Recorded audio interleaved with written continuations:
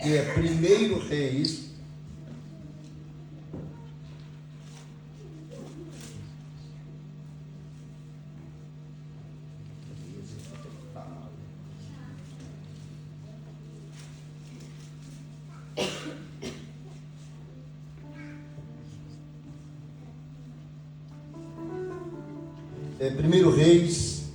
capítulo 17. 1 Reis 17 é bem rápido. 1 Reis 17, o versículo Vou começar no versículo primeiro, só alguns versículos. Nós faremos a leitura. E outro dia ministraremos a outra palavra que o Senhor deu. Acho que Jesus quer fazer algo mais forte, algo tremendo. A palavra de Deus, ele é tremenda. Glória a Deus. Além dos jovens, quem é que está lendo a Bíblia aí? Começou a ler a Bíblia de Gênesis. Glória a Deus, ali tem uma varoa, está lendo. Glória a Deus. Tem mais alguém? Hã? Comecei por Lucas? Pois vai para Gênesis, minha irmã. Começa ali. Volta lá. Viu? Vai ser bem. Irmão, nós precisamos ler a palavra, é muito importante. É um manual de instrução que nós temos, né? Irmãos, por muitos anos, quando a Igreja Católica tinha o monopólio do Evangelho, se ele não me fala a memória, foi o Papa Pio IX. Ele proibiu terminantemente a leitura das Escrituras Sagradas. Ele proibiu terminantemente. Como você sabe, o Antigo Testamento foi escrito em hebraico, mas também um pouco em aramaico, e o Novo Testamento em grego.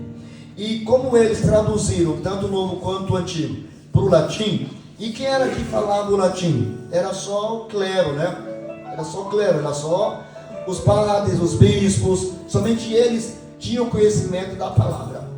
E para que eles continuassem mantendo o poder, monopólio, mandando, a palavra certa é manipulando, como eles queriam continuar manipulando a massa humana, então o Papa Pio IX ele proibiu terminantemente a leitura da Bíblia. Ninguém podia ler a Bíblia. Ninguém podia ler a Bíblia. Só eles.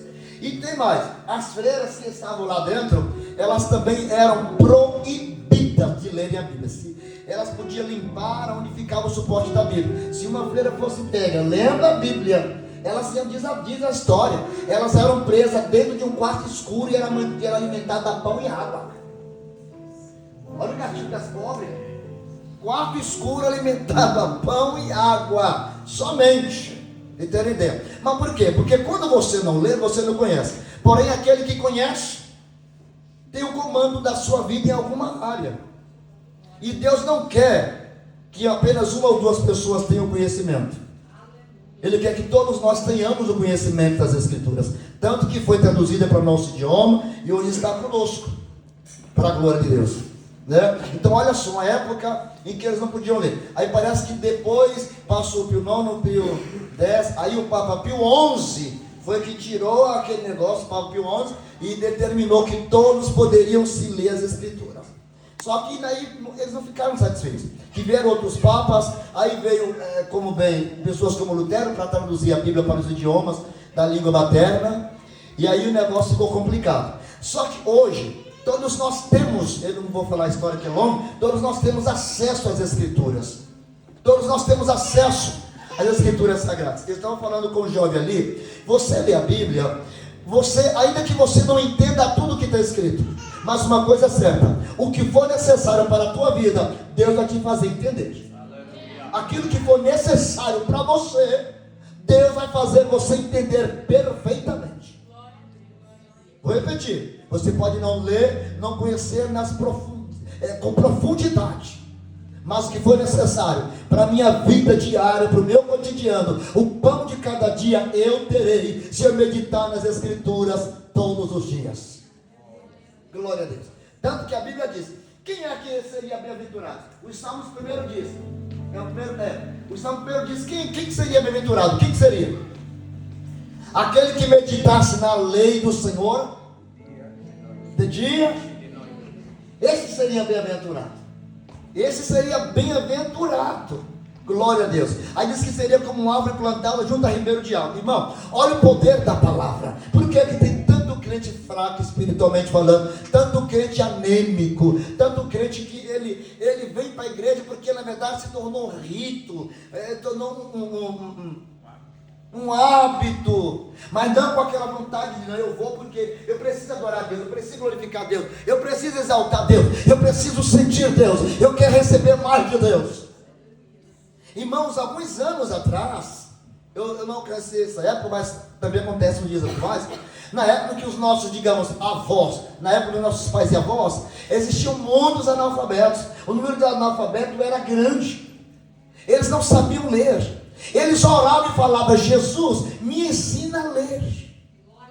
Até o vocabulário deles era tão pobre, para o modo de vir, que é para o vir, que é para modo de isso, que é para o modo, que é para isso, para aquilo, e Jesus ensinava, eles aprendiam a ler pela Bíblia, eles tinham um desejo tão grande, a sede de ler as Escrituras, quem tem nesse assunto aqui, Deus sabe, eles tinham um desejo, e Deus ensinava, e eles aprendiam a ler pelas Escrituras, eles liam, interpretavam, pregavam, e Deus falava pela ciência. Como eles não tinham conhecimento que hoje nós temos da hermenêutica e da exegese, às vezes tem coisa que eles falavam que o contexto histórico não era exatamente aquilo, mas Deus pegava pela ciência, traduzia aquilo, e Deus falava com a igreja de uma forma extraordinária.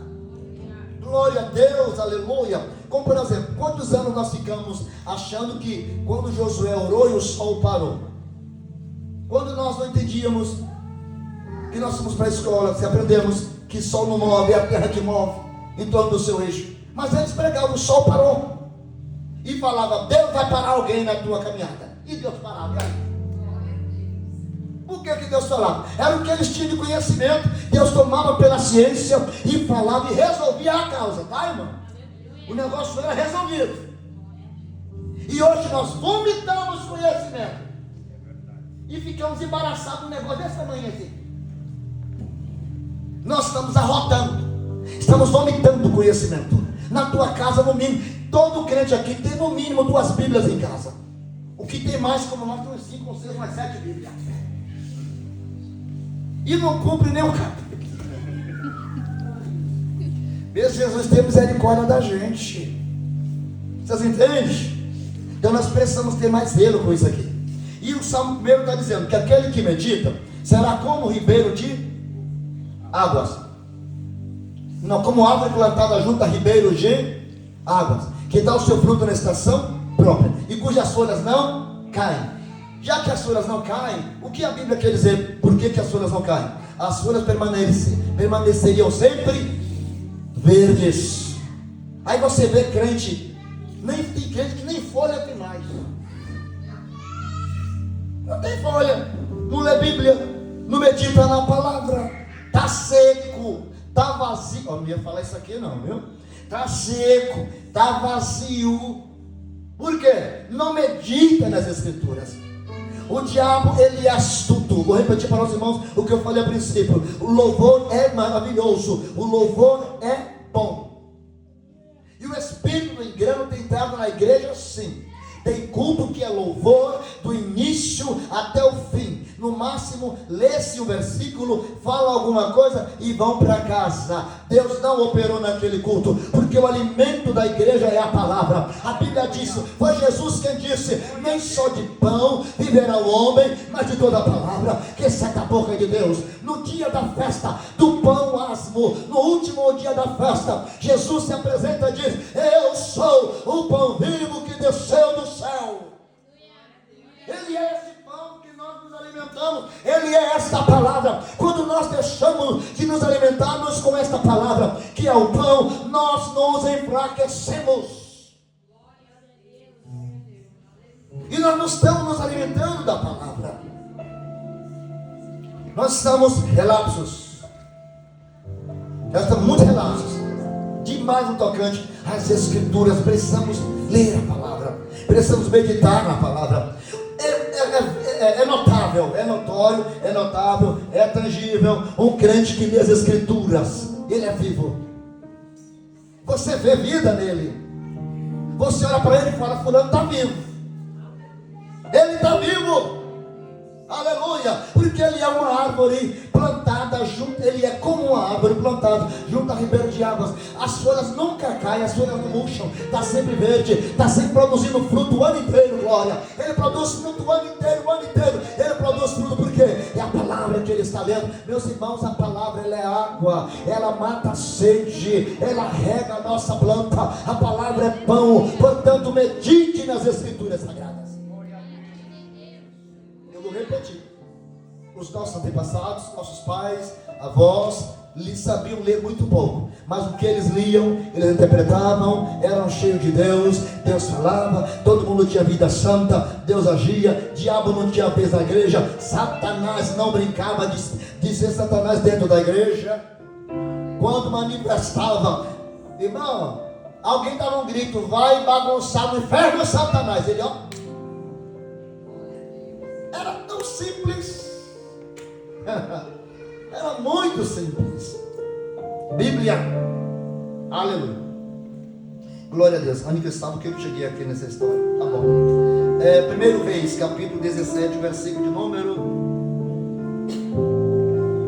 1, que diz assim: Então Elias, o tisbita dos moradores de Gileade, disse a Acabe: Vive o Senhor Deus de Israel, perante cuja face estou, que neste ano nem orvalho nem chuva haverá, senão segundo a minha palavra.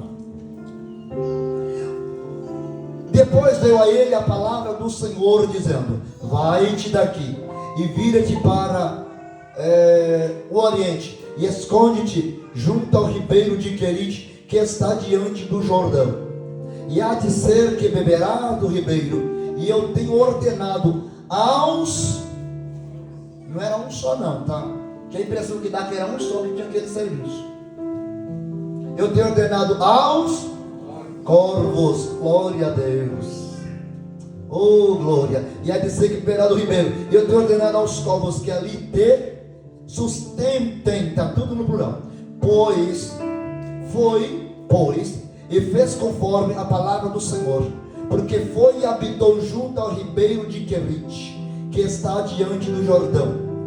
E os corvos lhes traziam pão e carne pela manhã, como também pão e carne à noite, e bebia do ribeiro. E sucedeu que passados dias, o ribeiro se secou, porque não tinha havido chuva na terra. Eu não sei exatamente quantos dias ou anos Elias passou no ribeiro. Provavelmente uns 3 anos ele passou no ribeiro, porque diz a palavra aqui que quando ele profetizou dizendo: certamente, segundo a minha palavra, não haverá nem chuva e nem orvalho na terra. Aqui no livro dos reis, na história, você não vai encontrar quantos dias ficou sem chover e sem cair orvalho. Mas Tiago, o apóstolo Tiago, é quem revela para nós que foram, no capítulo 5 de Tiago, que foram 3 anos e 6 meses sem chover. É Tiago que revela para nós 3 anos e 6 meses sem cair uma gota d'água. Então eu creio que foram 3 anos aproximadamente, porque após ali ele foi para a casa da viúva. Eu não creio que Elias ficou morando com a viúva. Eu não creio que Elias ficou morando na casa da viúva. Talvez passando 1 noite, 2 noites, 3 noites, 1 semana no máximo, mas morar na casa da viúva com a viúva, não. Então eu julgo para mim que ele ficou 3 anos, na minha humilde conjectura, no Jordão, bebendo, porque o rio também não secou da noite para o dia. Não, perdão, não foi Jordão, no ribeiro.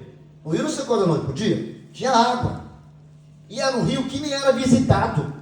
Era um rio cujo contexto histórico e geográfico diz, a geografia conta que o acesso que dava para aquele rio era complicado. Ninguém ia naquele lugar. Tanto que o nome Querite quer dizer lugar de cortes, de talhar, de refinar. Esse lugar era complicado, era muita pedra, era apertado. Ninguém ia naquele lugar. Então era um rio, digamos assim, virgem, tranquilo. Tanto que ninguém encontrou. Porque diz a palavra que naqueles dias, Jezabel, juntamente com Acabe, mandou procurar todos os profetas. Aonde tinha profeta, ela mandou procurar os profetas. E eles encontravam profeta e mataram. Só sobraram pouquíssimos profetas. Mas ali ninguém encontrou. Por quê? Deus levou Elias para um lugar de difícil acesso e que ninguém queria ir. O nosso Deus, ele trabalha de uma forma tão misteriosa, mas é uma forma ao mesmo tempo muito gloriosa. Às vezes ele nos leva para caminhos que outras pessoas não querem ir, mas ali ele quer nos dar algumas lições, ou talvez trabalhar em nós, outra vez trabalhar no nosso caráter, outra vez trabalhar na personalidade, outra vez nos moldar, outra vez nos fazer melhores, ou talvez nos encher da graça de Deus. Porque depois do ribeiro, o que esperava Elias não era qualquer coisa. Se você prestar atenção, Elias foi um homem que Deus usou para fazer muitos milagres, mas os maiores milagres aconteceram depois que Elias passou no ribeiro. E às vezes Deus nos manda para um ribeiro, e nós hesitamos, nós não queremos o ribeiro. Não, eu não quero o ribeiro. Por quê? Número 1, ribeiro é lugar onde você não tem querer. Ribeiro é um lugar onde você não faz o que quer. Ribeiro é um lugar onde você não tem escolha. Você come se Deus mandar, e ainda come do que Deus mandar. Começa a ver por aí.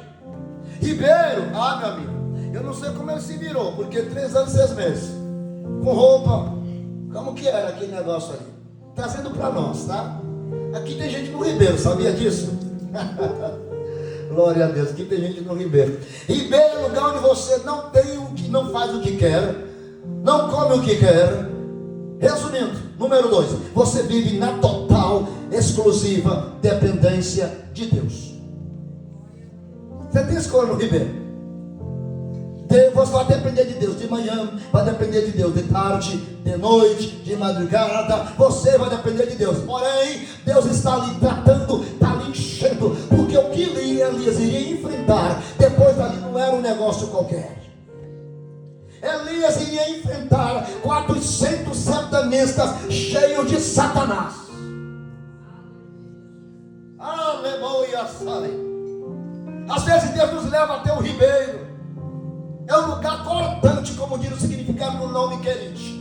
É um lugar cortante, corta, às vezes até sangra, às vezes até dói, às vezes você não chora, ninguém vê, ninguém ouve. É cada querite que nós passamos, mas Deus fala: eu estou tratando de você, em você e com você.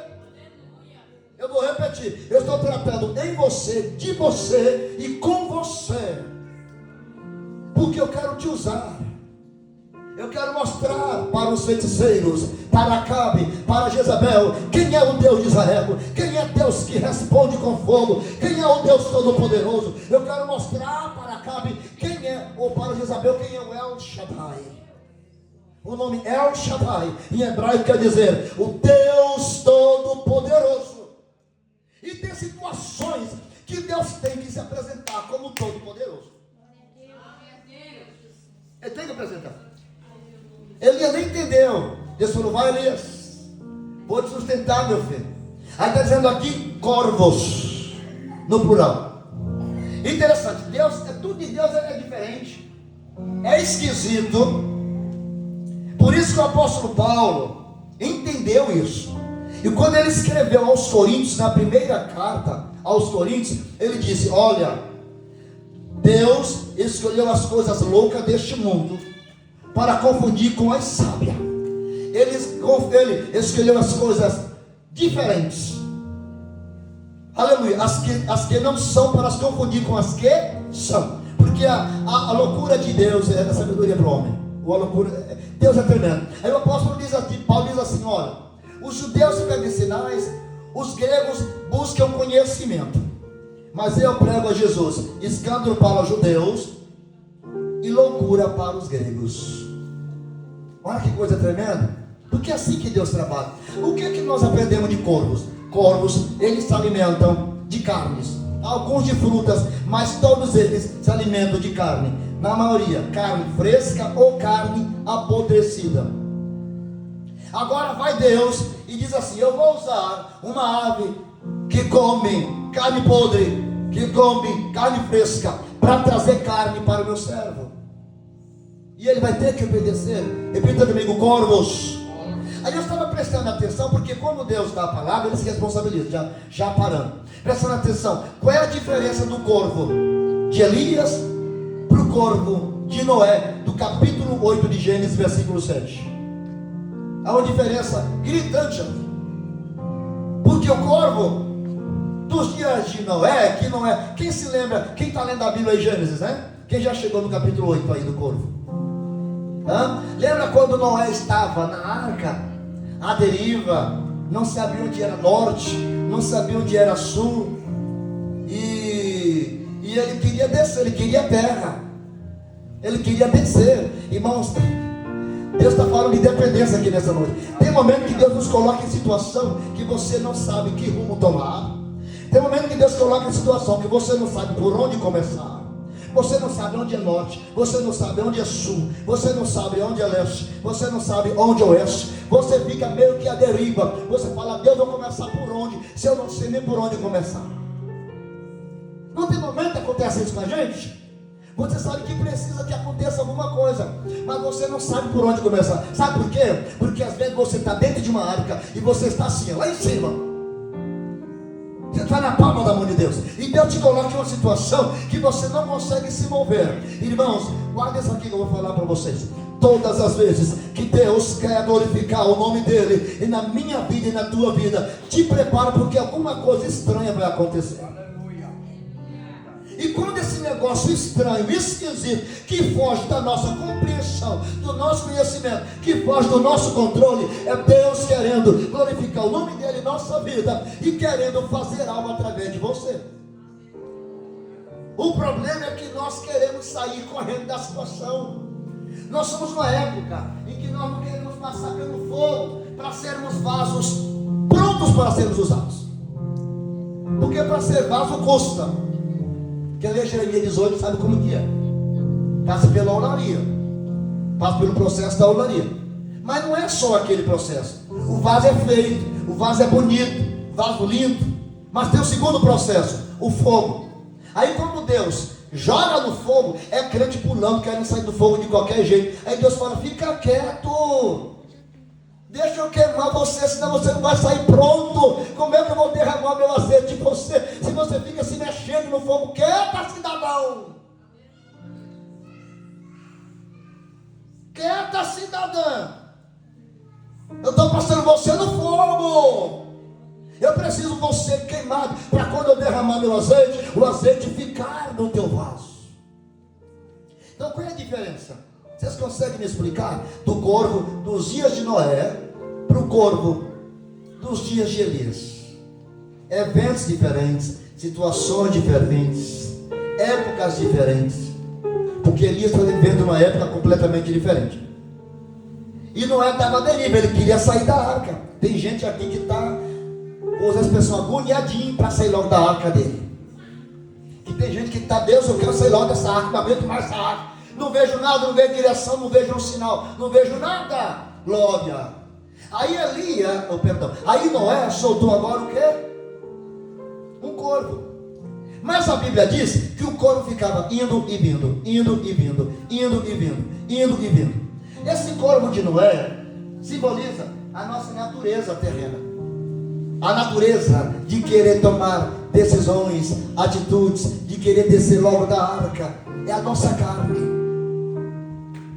Nós queremos tomar atitudes, nós queremos fazer do nosso jeito, nós queremos fazer da nossa maneira. E Noé soltou um corvo, mas a Bíblia diz que o corvo ia e voltava, ia e voltava. E ele não parou não, tá? Porque a Bíblia vai dizer aqui que o corvo não parou. Vai dizer assim: e o corvo ia e voltava, até que a terra ficou seca, e eles desceram. Porque o que dá a entender é que quando Noé pegou a bomba para soltar, o corvo parou. Não, o corvo não parou. Ele continua indo e voltando. Porque o corvo queria também acesso na terra. Tá? Acesso. Então, nós, quando queremos, Manchina, sair de uma situação correndo rápido, que não aguento mais, eles vão soltar os corvos. E quando você solta o corvo não traz resultado. Corvo não foi feito para trazer mensagens. Corvo não traz mensagens. Corvo não é uma ave preparada para trazer mensagem. Segundo diz o contexto histórico, antigamente, na época que os deuses, que as pessoas acreditavam nos deuses, os reis antigos, Eles acreditavam que o corvo, ele era um mediador entre os deuses e os homens. Eles acreditavam que o corvo, eles traziam mensagens, traziam presságios. Os feiticeiros daquela época, da antiguidade, o contexto histórico diz, para eles o corvo era um animal sagrado. Quando eles viam um corvo, os deuses estavam mandando mensagem para ele. Mas só que Deus não usa corvo para trazer mensagem para ninguém. Por quê? Se a antiguidade acredita que o corvo serve para trazer mensagem, então aquilo que o mundo acredita que serve para trazer mensagem para eles, não serve para trazer mensagem para a igreja. Não serve. Glória a Deus. Aí eu vou até adiantar um pouco. Lá no Evangelho de Mateus, não vou sair do Corvo de Noé agora. Evangelho de Mateus, no capítulo 2, lá no final do capítulo 2 do Evangelho de Mateus, a Bíblia vai dizer que Jesus foi batizado por João Batista. E quando Jesus sai das águas, onde eu sai, aleluia, diz a Bíblia que quando ele sai das águas, o céu se abre, vem o Espírito Santo e desce na forma corpórea de uma.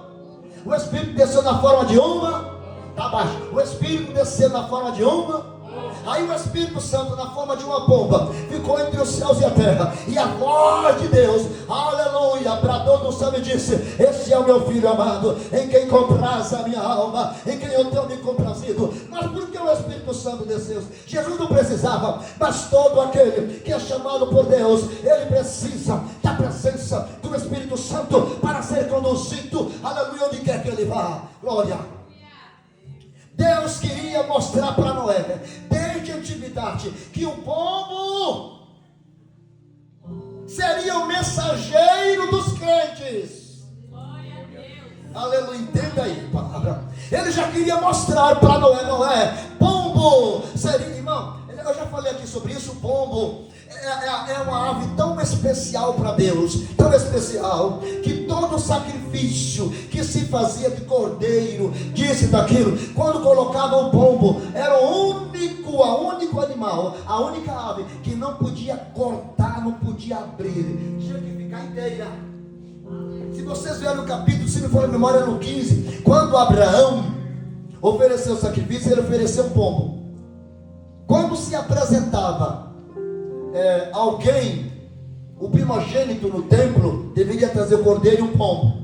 O pombo não podia ser sacrificado, não podia ser aberto. Olha que mistério. Aí vai Deus, usa o pombo para ser o símbolo do Espírito. Quem é que consegue entender o Espírito Santo?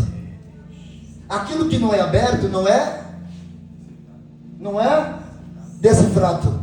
Aquilo que não se abre, você não abre, você não sabe o que tem dentro. É como se eu dissesse: olha, o meu Espírito vai ser aquele que vai guiar a igreja, mas ninguém vai entender ele, vai receber, vai sentir ele vai guiar, aleluia, mas ele vai ser como um mistério. Me responda, você consegue decifrar o Espírito Santo? Você consegue em parte decifrar Jesus, porque Jesus ele veio para ser decifrado. A própria Bíblia diz que ele seria, como que ele viria, ele ia morrer, tal, assim, mas me prova aí que alguém conseguiu decifrar o Espírito Santo. Não consegue não, filho. E Deus estava dizendo para Noé, quando Noé soltou os corvos, já eu volto para Elias para dar 30 minutos para o irmão.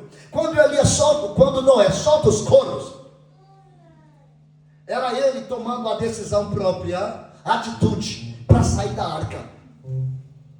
E Deus falou: Noé, corvo não dá mensagem.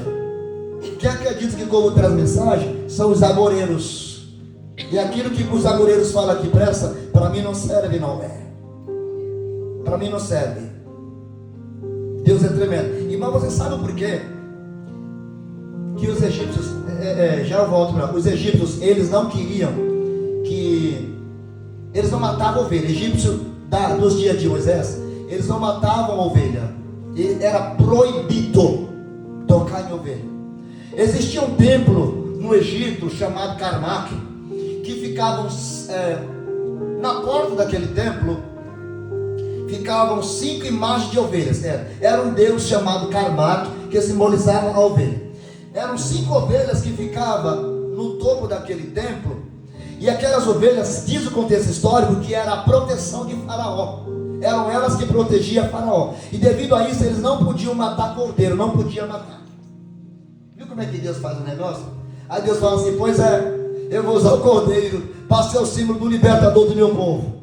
Tudo na Bíblia tem um significado. Tudo na Bíblia tem um porquê. Tudo na Bíblia tem um para quê. É interessante.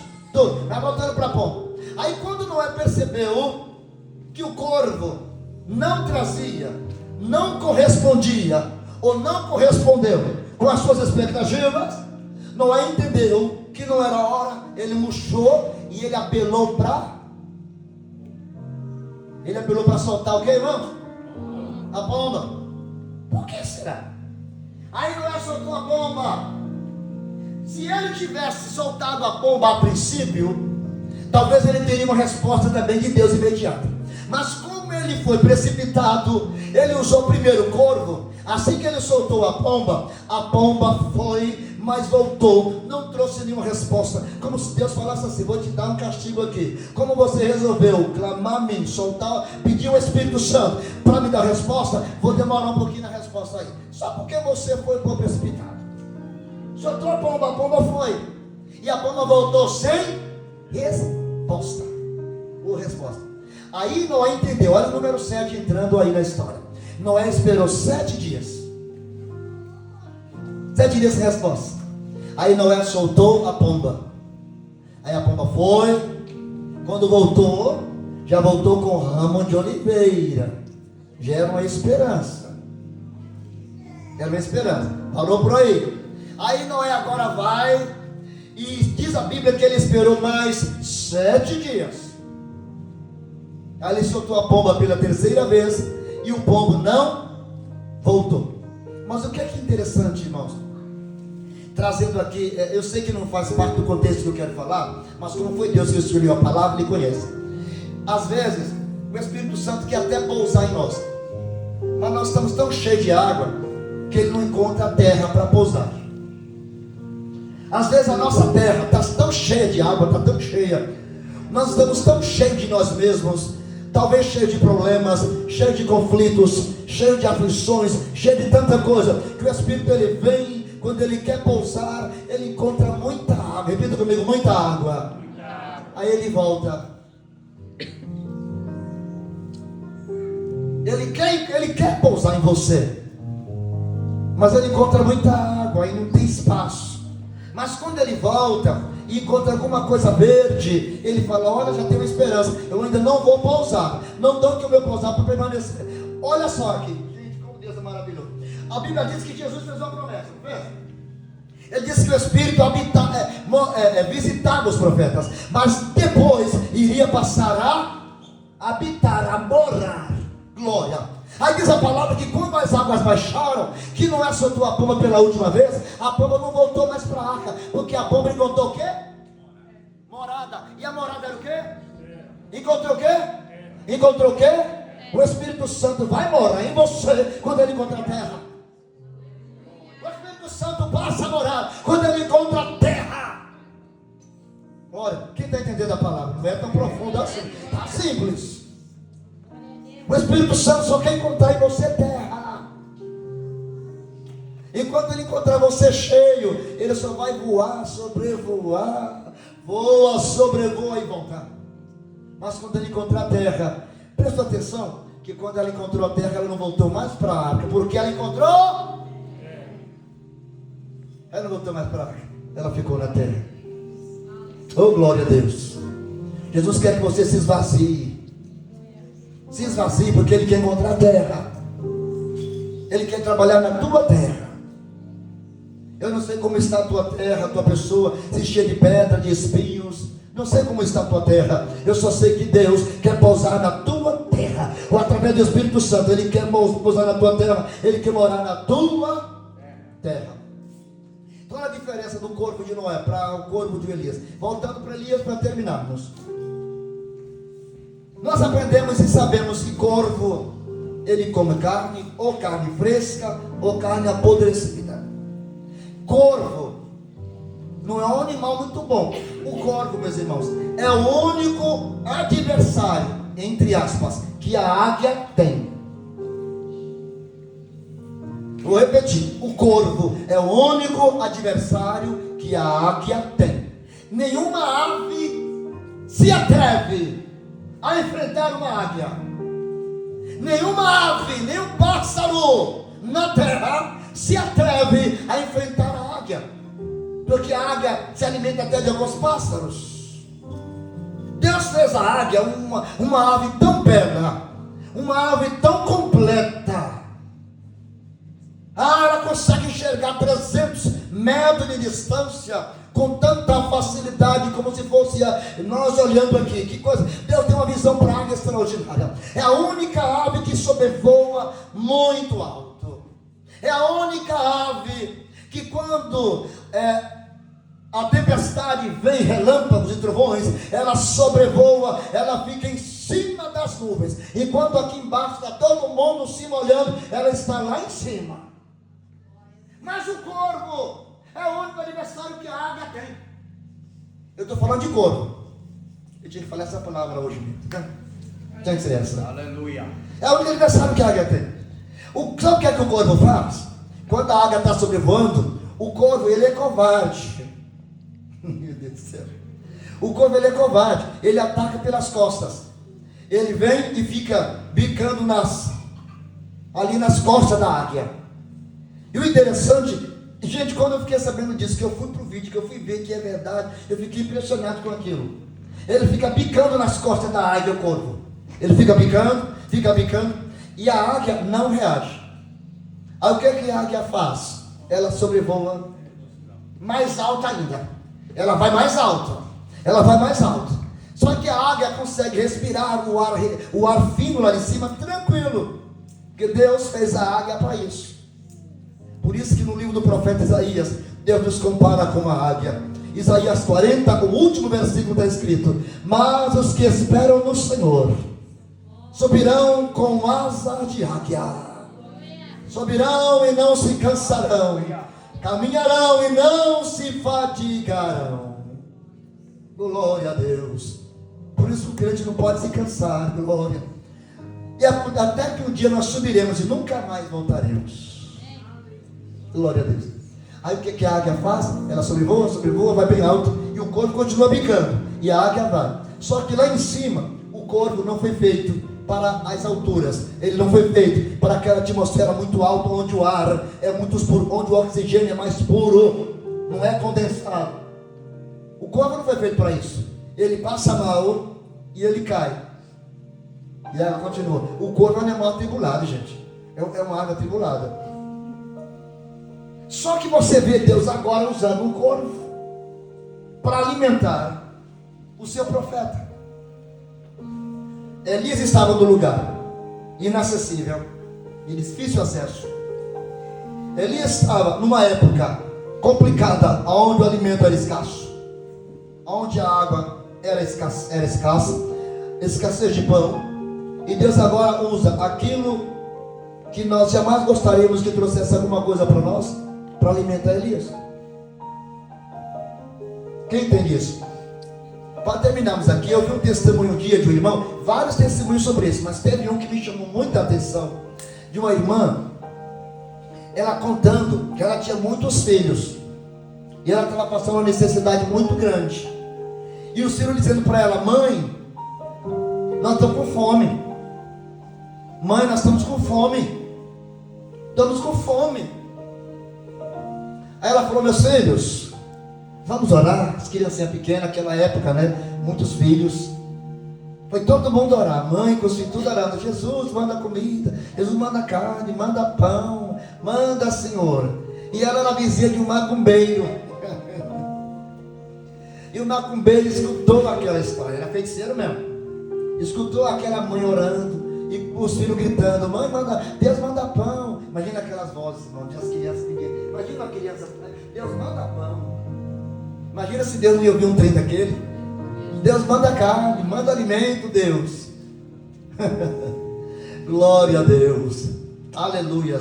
Aquele macumbeiro foi lá, fez uma compra e disse assim: vou mostrar para ela que o Deus dela não responde, que quem vai dar comida para ela sou eu.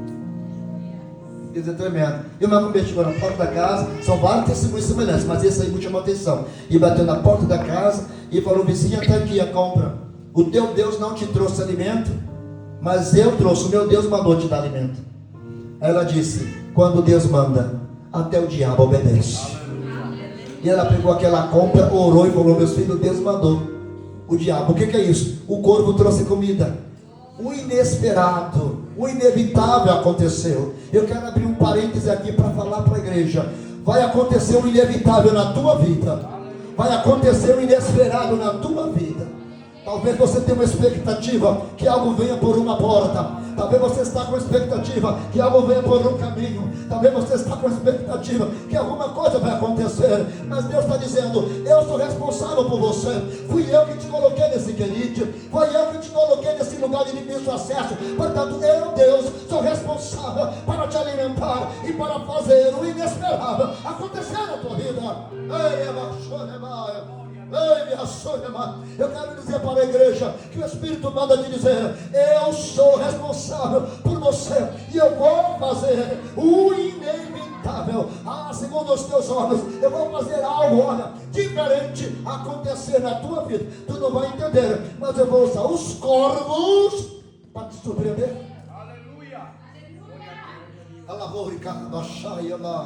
Glória. Às vezes a ciência de Deus desce como que a gente não entende. Meus irmãos, às vezes tem crente que não está em determinados lugares que Deus poderia usar para acessá-lo, para que você tivesse vitória. Às vezes em determinado setor, de determinado lugar que você espera uma vitória, só tem ímpio, só tem corvo. Aí Deus fala: meu filho, só tem nesse acesso aí corvo, não tem uma pomba lá para eu usar, mas eu vou usar o corvo e vou dizer: vai e dá para ele. Quem está entendendo? Você está entendendo? Abri um parênteses aqui pelo Espírito para dizer que tem coisas aí que você está na expectativa que aconteça de um jeito, mas Deus vai usar corvo, porque os corvos têm acesso ao querido. Os corvos têm acesso ao querido. Ai, ai, oh, passa. Oh, glória. Os corvos de Caios de Vá têm acesso ao querido. Glória a Deus. Alaios de Manchoria Vácia. Por que Deus usou a águia? Quando se fala de ribeiro, fala de lugares. Glória a Deus. Quando se fala de ribeiro, fala de lugares. A águia não habita em lugar baixo. A águia não tem acesso a ribeiro. Quem tem acesso àquele ribeiro não escolhe, porque as águias habitam em penhascos. Ela procura a ave mais alta, os penhascos mais altos. E as árvores dos topos dos penhascos, para pôr seu ninho, porque a águia, ela se sente soberana. Ela não tem predador para ela. Então ela fica em lugares altos. Mas Deus precisa usar alguém que tenha acesso. Repita comigo: alguém que tenha acesso ao querido. Alguém que tenha acesso ao querido.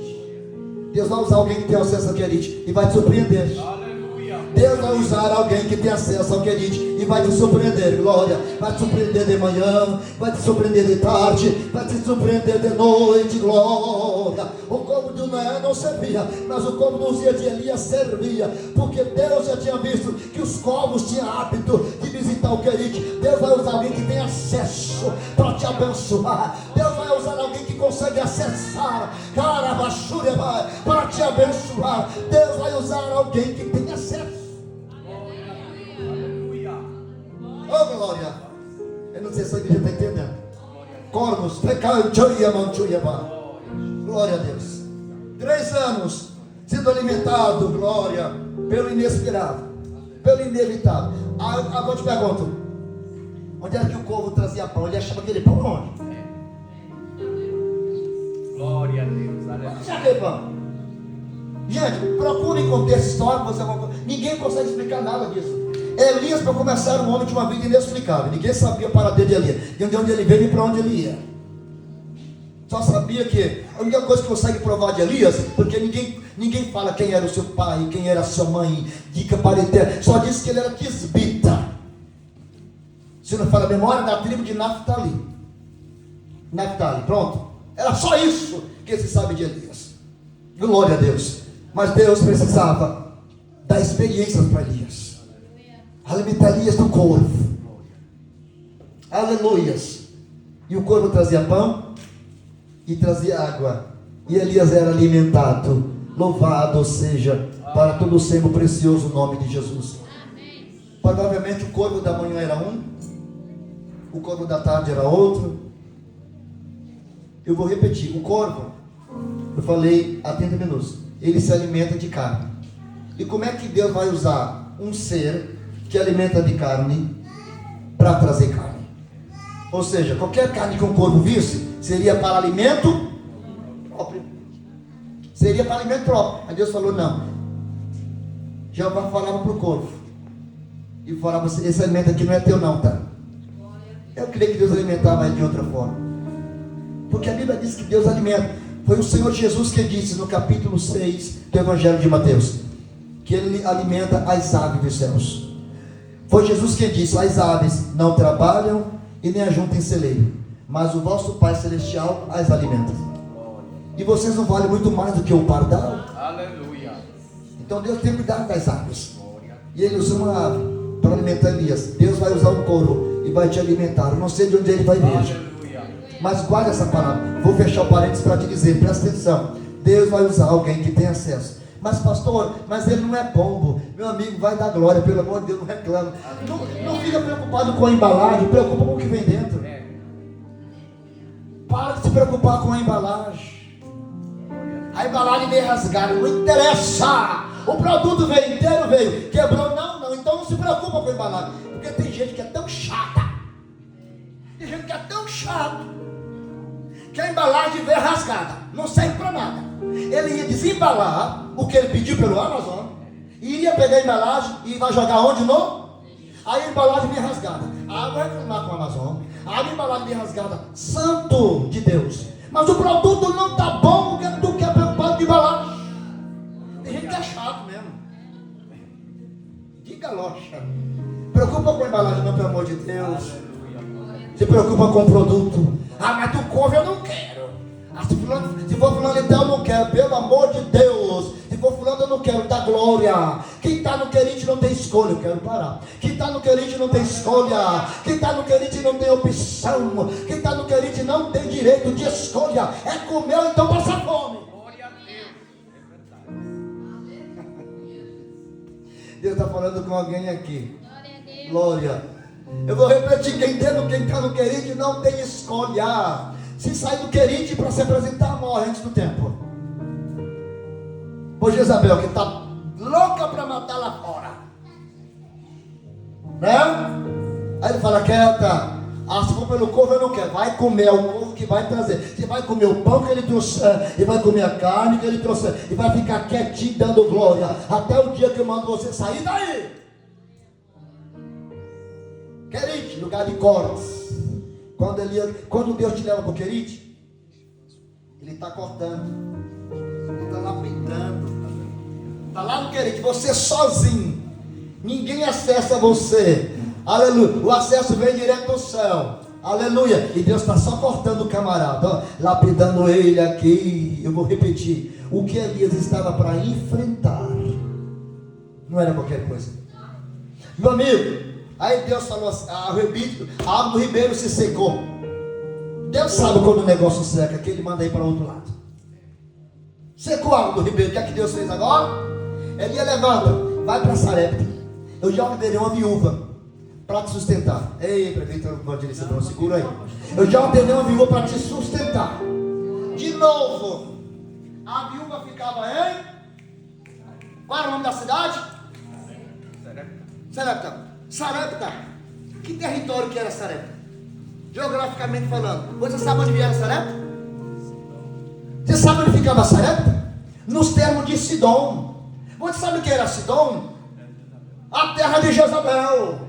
Agora Deus manda Elias na casa de uma sidonita ou Sidônia? É um sidonita?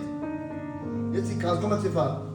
Agora Deus manda Elias para a terra e para uma conterrânea do seu maior inimigo, Deus manda Elias para a casa de uma mulher que habitava na terra, no território do seu maior rival, da sua maior inimiga. Por que Deus não mandou Elias para a casa de uma viúva crente? Às vezes a viúva crente tem língua grande, língua aruda, não vai te segurar. Eu sou viúva, você sabia que veio um profeta da minha casa? Às vezes os sidônios são mais confiáveis do que as israelitas. Eu estou falando aqui pela ciência, pela palavra, tá? Glória a Deus, aleluia. E descobri facinho. Quando disseram, quando ele ia chegar na casa da viúva de Israel, meu amigo, ela ia passar a mensagem para frente, ele ia estar na minha casa. Daqui a pouco Isabel estava sabendo. Daqui a pouco todo Israel estava sabendo que Elias estava na casa da viúva. Ou você pensa que não tinha israelita com raiva de Elias? Ou você pensa que não tinha israelita irado com Elias? Você dizia, a culpa dessa seca que fica enfrentando Jezabel é de Elias. Ou você não pensa? Tinha israelita também querendo o pescoço de Elias, meu amigo. Não era só Jezabel que queria o pescoço de Elias. Tinha alguém que havia recebido o prêmio. Agora estou conjecturando. Aleluia, aleluia. Um prêmio ou uma... Não é um prêmio, é uma recompensa pela cabeça de Elias. E você sabe que tem os infiéis do meio do povo de Deus que fala assim, o quê? Não está chovendo, estou comendo ruim. Jezabel oferece um prêmio de carne o ano inteiro, beber água da cisterna dela, para entregar a cabeça de Elias. Vou entregar aquele infeliz, a culpa é dele. Mas Deus é um Deus que se esconde. Oh glória! Deus é um Deus que te esconde, glória. Deus é um Deus que esconde o crente. Deus te esconde, glória. Deus cuida de você. Não se preocupe que Jezabel não colocará a mão em você. Você está escondido no querite. O diabo te procura, mas ele não te acha. Por que ele não te acha? Porque Deus está escondendo você. Eita glória! Deus está te escondendo. Aleluia. Eita glória! Deus está te escondendo. Obrigado, meu Deus. Aqui tem gente que quer estar desviado, quer estar longe, mas Deus está te escondendo, glória. Deus está te escondendo. Você está no querite e Deus está te escondendo. Jezabel não vai colocar as mãos em você. Jezabel não sentiu o teu cheiro, já te cheirou, já farejou. Aleluia, mas Deus está te escondendo. Com Elias era só o inusitado, era só o esquisito que acontecia com ele. Primeiro, lugar de difícil acesso, o nome já era complicado. Segundo, alimentado por um ser que comia aquilo, nada a ver. Irmão, antes de chegar na Sarepta, por que Deus usou o corvo? O corvo não era suspeito. Em Deus vai usar sempre aquilo que não é suspeito, para driblar Satanás. Aleluia. Glória a Deus. Deus vai sempre usar alguma coisa que não é suspeito, só para driblar o diabo. Quem era que iria suspeitar que um corvo que se alimenta de carne iria trazer uma carne, não iria comer a carne? Quem era que vai crer nisso? Então Deus usa aquilo que não é suspeito para esconder você, para guardar você, para proteger você. Glória, aleluia, para te proteger, menina. Deus é grande, Deus está te protegendo, está te guardando. Glória, Jezabel não vai colocar a mão em você não, minha filha. Você é de Deus, Deus te escolheu. Stephanie, você é de Deus, você é a menina de Deus. O diabo não vai colocar a mão em você, Jezabel nunca vai colocar. Deus vai te guardar, Stephanie. Deus te guarda, minha filha. Você é amada do céu, você é amada de Deus. Eita glória! Não são os teus pais que te protegem, não. É Deus que te protege, minha filha. É Deus que te protege, é Deus que te guarda. Você é levita da casa de Deus. Você vai cantar pela fé hoje, você com o microfone na mão, cantando, adorando ao Deus dos céus. Deus vai te dar o dom do louvor, vai colocar no coração o desejo de adorar. Você vai cantar na casa de Deus, Estefânia, em nome de Jesus, meu. Glória a Deus. Você vai ser cantora para Jesus. Você vai adorar a Deus. Você vai glorificar Deus. Glória. Oh glória. Quando o diabo fica de olho em alguém, querendo tocar, porque o diabo já viu que aquela pessoa vai ser um instrumento tremendo. É verdade. Aleluia, glória. Ainda bem que Deus te deu asa de águia. Alabúria, pá. Eita, quando o diabo tenta te pegar, você passou, alça, voa e sobe. Eita glória. Crente é como águia. Por isso que Deus chama você águia. Quando o inimigo tenta te pegar, de vez em quando você quer dar uma de corvo. De vez em quando você quer voar abaixo. De vez em quando você se esquece que é águia. De vez em quando você esquece da identidade que Deus plantou em você e que Deus te deu, identidade de águia. Aí você se perceber, começa a misturar com os corvos, mas vem o Espírito Santo, anda e brada no teu ouvido e fala: você é águia. Vem o Espírito Santo e fala: Mateus, você é águia, você não pode voar abaixo. Olha o tamanho das tuas asas, olha a envergadura das tuas asas, Mateus. Ai, eu sou tua águia. Mateus, alça, voa e voa. Aleluia, eu te dei envergadura grande as tuas asas. Voa alto. Você não é corvo. Ele fala: Luiz, você não é corvo, Luiz. Você é águia. Aleluia. Olha a tua visão. Aí Deus abre os teus olhos e você enxerga. Porque águia tem olho bom, olho enxerga. Aí Deus abre os teus olhos e você enxerga que você estava no meio, era de corvo. Aí Deus fala: tu não pode ficar no meio de corvo, tu é águia, ó, é para voar alto. Quem está entendendo a palavra? Jesus está presente e está falando conosco nesta noite. De vez em quando, glória. Aí eu vou continuar no corvo. Foi Jesus que deu a palavra. Corvo também se alimenta de carniça. E de vez em quando, se perceber, você fica no meio de coisa que fede, que não presta. Aquilo está fedendo. E você começa a ficar com amizade com corvo. E Jesus fala: não quero você com amizade com corvo. Não te quero. E você aguarda a tua asa. O corvo é preto. Estranho você é bonito. Aleluia. Águia é uma ave linda, gente. É uma ave linda.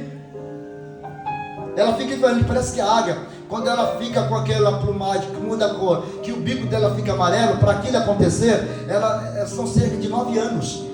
Quando ela atinge a idade de 9 anos, o bico fica amarelo. Quando ela fica adulta mesmo, ela fica poderosa, sai da frente. Essa enfrenta a tempestade. Essa enfrenta vento.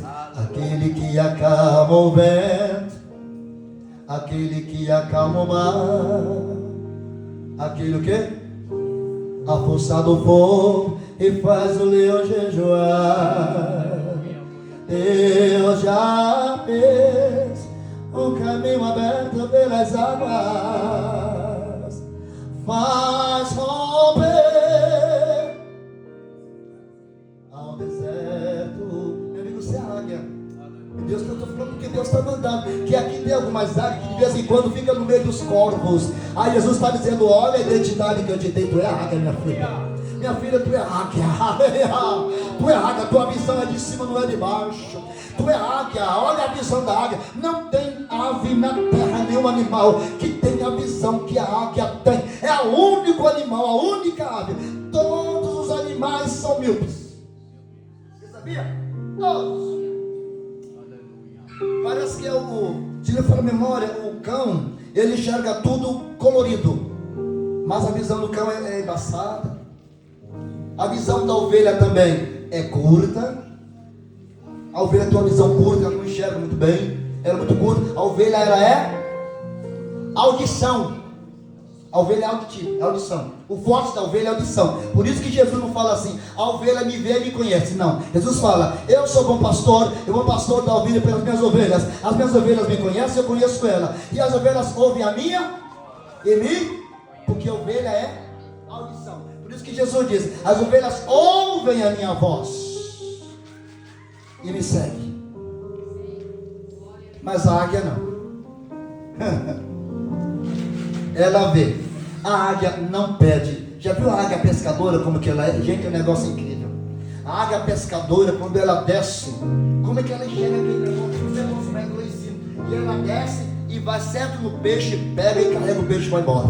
Você é águia, você não é corvo, não. Aleluia. Me ajuda aqui para nós terminarmos aqui esse negócio, tem que cantar profeta. Glória a Deus, glória a Deus. Mas eu quero que você Por favor, não, sabe que eu não gosto dessas coisas, para mim você pode fazer. Mas eu quero que você fala para o seu irmão assim, para ele lembrar quem é ele. Fala para ele assim, você é a águia, não é corvo. Fala de novo, fala para ele assim, você é a águia.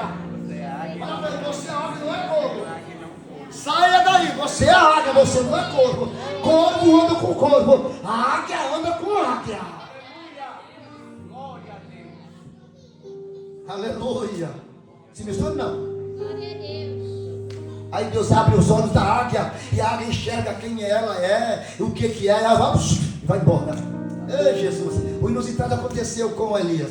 Aí Deus agora fala, Elias, vai para Sarepta.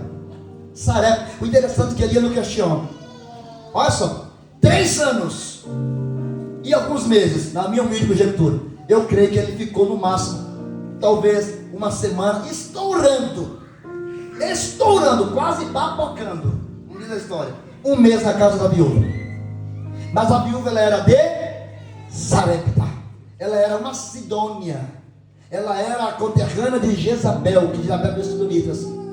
Aí Deus agora esconde Elias na casa do inimigo. Glória a Deus. Quem entende isso? Deus agora esconde Elias na casa do... Parece que Deus fez um negócio semelhante a Moisés, né? O libertador do povo foi criado da casa do inimigo. Se Deus da gente, ele é lindo. Por isso que às vezes você não entende. Ele está trabalhando sim. Ele pode ficar em silêncio, porque ele já falou o que era para ser falado. Vou repetir. Deus já falou o que era para ser, e agora ele está trabalhando. E às vezes você quer que Deus fique falando, não vai falar toda hora. Ele fala e faz. Ele já falou, Catarina. Ele não já falou? Pronto, agora ele está fazendo. Depois ele terá o resultado. Aleluia. É assim. Ele já falou, meu chefe. Ele já falou. Agora ele está fazendo. Mas da onde, pastor, que eu não estou vendo? Não interessa. Espera o resultado. Aleluia. Agora o resultado, espera ele trazer o resultado. Porque Deus é Deus de resultado, irmão. Ele fala e mostra. Ele fala e cumpre. Ele diz assim, diz o Senhor, glória. E pode esperar que vem. Terminando aqui, 8h30 em ponto, para terminarmos, da Bíblia. Glória. Aí Deus agora esconde a mulher na casa, ele diz na casa da viúva. A viúva estava pobre demais, vai descer. E a viúva, Elias agora pede água. Ele agora pede água. E quando a mulher vai pegar água, ele fala, eu acabei quero um pão. Ela falou, não dá. Só tem o resto de farinha. Vou fazer 2 pães, um para mim e outro para o meu filho. Nós comeremos e morreremos. Elias falou, não, faz primeiro para mim. Porque assim diz o Senhor, enquanto não houver chuva na terra e nem orvalho, a farinha da panela não vai acabar. O azeite da botija não vai acabar. Irmãos, você entendeu por que Elias ficou 3 anos ali sendo talhado por Deus? Quando ele saiu do Querite, ele saiu cheio. Você vai sair do Querite cheio de Deus, cheio de fé, cheio de graça, cheio de unção, cheio de autoridade, cheio do poder de Deus, cheio do azeite. Querite é forno, Querite é lugar de tratamento. Você vai sair do Querite pronto para Deus te usar no milagre, te usar na autoridade. Você vai sair do Querite pronto e pronta para Deus te usar com muita autoridade. Receba a palavra. Deus está prestes a tirar alguém aqui do Querite, mas prepara, porque quando ele tira a crente do Querite, prepara que ele quer fazer coisa grande. Aleluia. E a mulher fez o bolo, trouxe para Elias. Quando Elias comeu e bebeu, o que aconteceu depois? Terra súbria, que a mulher olha para as vasilhas, estava cheia de azeite, estava cheia de açúcar, estava cheia de farinha, estava cheia de tudo. Deus está dizendo, glória, eu estou tratando de você no Querite, porque quando sai do Querite, vai sair cheia. É para ser usada com autoridade. Aleluia. Eita, Deus está aqui. Glória a Deus. Quem está entendendo a palavra? Aleluia. Portanto, dá glória que está no Querite. Glória a Deus. Para fechar a palavra, a Bíblia aqui, 8h30. Eita glória! Você vai ser do filho de pé, igreja. Por favor, levante como núbia. Você está no Querite. Glória. Oh, aleluia. E Deus está dizendo, eu vou tirar do Querite no meu tempo, mas eu vou te tirar pronto. Vou te tirar pronta. E quando tu sair daí, tu vai estar cheia, tu vai estar cheio. Eu vou te encher de forma tremenda, eu vou te encher de uma forma extraordinária. Vai ser uma unção tão grande, vai ser uma glória tão grande, que nem tu vai acreditar. Vou te usar no milagre. Elias não havia sido usado ainda no milagre daquele jeito, não, Tânia, não tinha. Elias não tinha sido usado daquele jeito por Deus. Foi depois do querite que tudo começou. Repita comigo: depois do querite. Foi aonde? Foi quando tudo começou. Eita glória. Foi depois do querite. O querite era para Deus dar os dons. Dom de maravilhas, dom de milagres. Eita glória. E quando Elias, primeiro milagre, Deus se multiplicou. Daqui a pouco o menino, o filho da mulher morre. Elias vai para terminar e ressuscita o filho da mulher. Olha, o homem estava pronto. Estava pronto. E Deus guardando ele na casa da viúva.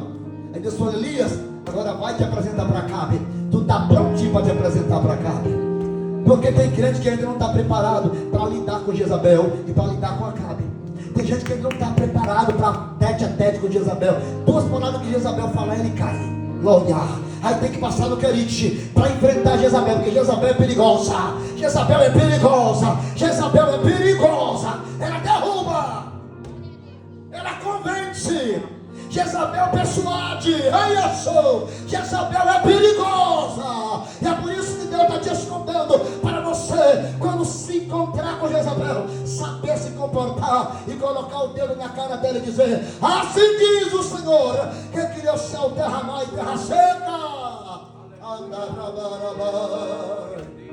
Nem todo mundo está preparado para se encontrar com Jezabel. Não está.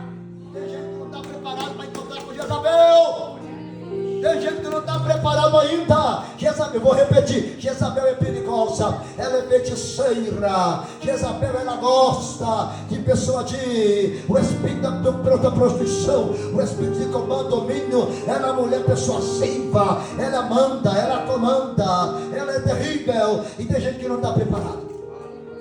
Jezabel, como ela percebeu que não conseguiu persuadir Elias, ela falou: eu mato. E assim é o diabo. Quando ele percebe que não consegue persuadir, ele fala: vou matar. Aí Deus fala: mata nada. Mata não. Jezabel, quando não conseguiu ludibriar, Jezabel, quando não consegue ludibriar, colocar para sentar na mesa com ela, aí ela ameaça para matar. Mas não tenha medo, porque o dono da vida é Atarraxerevá. O dono da vida está com você. O dono da vida fala: mata não, porque tu é meu, tu é minha. Eu te chamei para uma grande obra. A ameaça é constante, mas olha, eu te cubro com as minhas asas, eu te protejo no meu querido. E quando tu estiver preparado e preparado, eu te tiro de lá cheio. Eita glória. Para enfrentar Jezabel.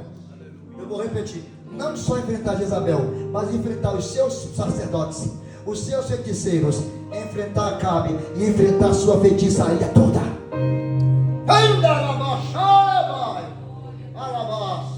Quando ele está preparado, Acabe, ele é cheio de autoridade. Ai, Acabe, eu quero você no Carmelo.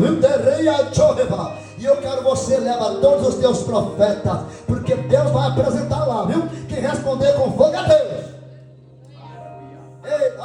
Jesus, ele estava tão cheio. Eita glória. Que, irmão, a águia, quando ela sente que ela é águia, que ela já tem 9 anos de idade, o bico está amarelo, as unhas estão poderosíssimas. Meu filho, ninguém segura, irmã Patrícia, uma águia quando atinge a idade de 9 anos, ninguém segura. Ela está preparada para o salvo, para enfrentar tempestade, para enfrentar vento, furacão e calabaxai. Eita glória. Depois que tu sair do querer, te prepara. Aleluia. Te prepara. Depois que tu sair do querer, te prepara. Eita glória. É um milagre atrás do outro. É Deus te usando para multiplicar. É Deus te usando para ressuscitar. É Deus te usando para desmascarar. Aí é Deus te usando para abrir o céu e fazer chover. Eu sinto o meu Jesus aqui nesta palavra. Por isso que ele falou comigo quando eu sentei corvo. Agora eu entendi. Tem razão. Você tem que estar ligado com o céu para saber o que Deus quer falar para a igreja. Eu vou repetir: tem gente que não está preparado para se encontrar com Jezabel. Se encontrar, Você sabe que Jezabel era prostituta cultual. Ela, quando se apresentava no templo, ela se prostituía para os deuses. Ela era tão prostituta que quando Jeú se aproximou do palácio, ela se pintou, ela se maquiou, ela pintou, diz a Bíblia que ela se pintou, se maquiou toda, para falar assim: eu vou pegar Jeú, e ele vai chegar e não vai fazer nada, eu vou seduzir, eu vou seduzir Jeú. Meu amigo, Jeú estava, repita comigo, Jeú estava cheio de Deus. Aleluia. Glória.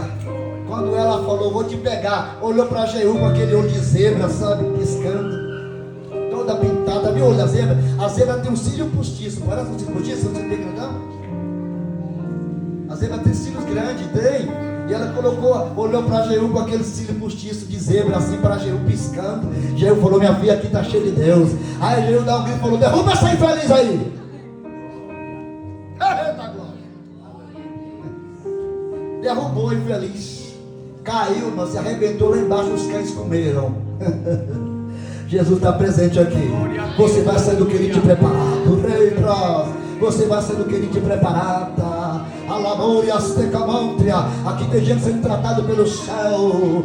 Glória. Vai sair do que Ele te preparado e preparada para a glória de Deus. Vamos orar? Eita, passei. Glória a Jesus.